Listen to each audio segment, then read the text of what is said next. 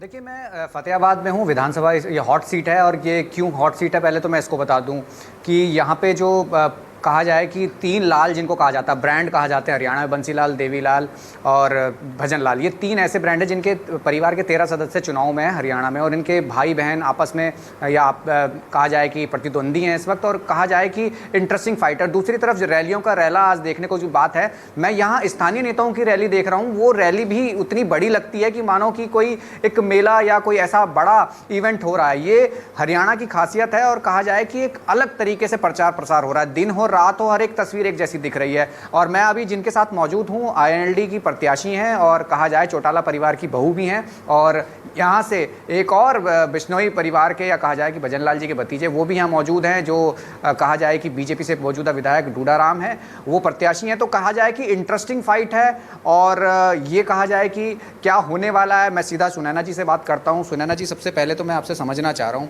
कि परिवार वाले इस बारी हरियाणा में हॉट सीट बनी है, ये फतेहाबाद भी, आप जब से आपने यहाँ से शामिल हुई हैं, आप प्रत्याशी हैं एनएलडी की, क्या कहेंगे? क्या आपको लग रहा है कि लंबा वक्त हो गया, 20 साल हो गया, क्या लग रहा है कि रिवाइव हो पाएगा? निश्चित रूप से जी। सबसे पहले तो आपका बहुत बहुत धन्यवाद, और शहीदी दिवस पे मैं सभी जितने भी हमारे शहीद हुए उनको नमन करती हूँ, और वहीं आपकी बात का जवाब देती हूँ। आपने कहा परिवार के लोग 13 सदस्य हैं, और जिसमें आपने आदरणीय चौधरी देवीलाल जी का भी नाम लिया, तो मैं एक बात तो आपको ये कहना चाहती हूँ कि पूरा हरियाणा प्रदेश, क्योंकि आदरणीय चौधरी देवीलाल जी हरियाणा के जनक हैं, उन्होंने हरियाणा बनाने में अपना बहुत योगदान दिया, और जितने भी आपने नेताओं का, बंसीलाल जी का, चौधरी भजन लाल जी का नाम लिया, वो उन्हीं के स्कूल के विद्यार्थी हैं।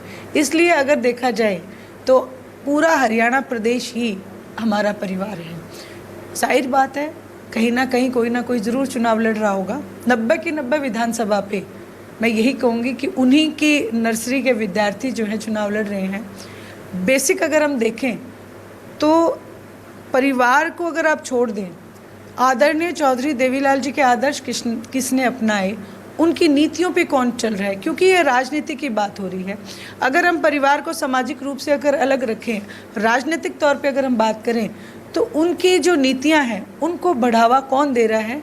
जाहिर सी बात है इंडियन नेशनल लोकदल, क्योंकि इंडियन नेशनल लोकदल एक ऐसी पार्टी है जिसकी नींव, जो पौधा आदरणीय चौधरी देवीलाल जी ने स्वयं अपने हाथ से लगाया। मैं ये समझना चाह रहा हूँ कि 20 साल हो गए हैं, कहीं वर्चस्व में नहीं है, कहीं ऐसा नहीं दिख रहा है कि कहीं उनकी मौजूदगी दिख रही हो। आपका यहाँ फाइट करना फतेहाबाद में क्या लगता है कि, क्योंकि आप जो प्रतिद्वंदी हैं आपके, एक मौजूदा विधायक हैं, दूसरी बार उन्हें टिकट मिला है, तीसरा जो कांग्रेस से प्रत्याशी हैं वो पहले आईएनएलडी से विधायक बन के फिर कांग्रेस में शामिल हुए, और आपके लिए क्योंकि वोट बैंक कहा जाता है कि जातिगत भी काफ़ी कुछ मायने रखता है, 2,60,000 के करीब यहाँ मतदाता हैं, तो कैसे आप मैनेज कर रही हैं सारी चीज़ें?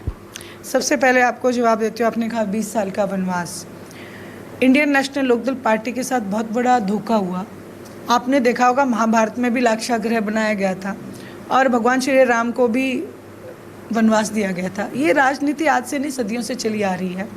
और ये जो 20 साल का वनवास जो आदरणीय चौधरी ओम प्रकाश जी चौटाला ने काटा है, उनके जाने से पहले ये वनवास टूटेगा, और निश्चित रूप से 2024 में अभय सिंह जी चौटाला मुख्यमंत्री बनेंगे। और जो आपने कहा कि वोट बैंक, एक और भी बात है, जो मेरे सामने प्रत्याशी हैं बीजेपी से डूडाराम जी, उनका जो बीजेपी को 10 साल लोगों ने भुगता है। आप शहर में चले जाओ, कहीं पे भी आपको एक भी अगर वोटर ये कह दे कि हमारी गली में पानी नहीं ठहरता, आज वोटर परेशान है, उससे भी बड़ी इनकी जो नाकामयाबी रही है मेडिकल कॉलेज का मतलब फतेहाबाद को 10,000 रोज़गार, क्योंकि उसमें बहुत सारे कर्मचारी भी काम करते, क्लर्क भी काम करते, डॉक्टर्स भी अपॉइंट होते।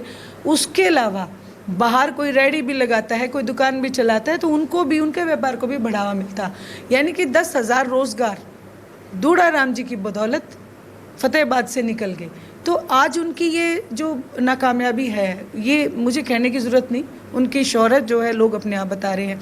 दूसरा, आपने कहा कांग्रेस का प्रत्याशी, वो कांग्रेस के प्रत्याशी नहीं हैं, वो सिर्फ कुर्सी के प्रत्याशी हैं। वो अपने सिर्फ एमएलए बनने की दौड़ में है। आप देखें, एथिक्स नहीं है, नॉर्म्स नहीं है, विचारधारा नहीं है।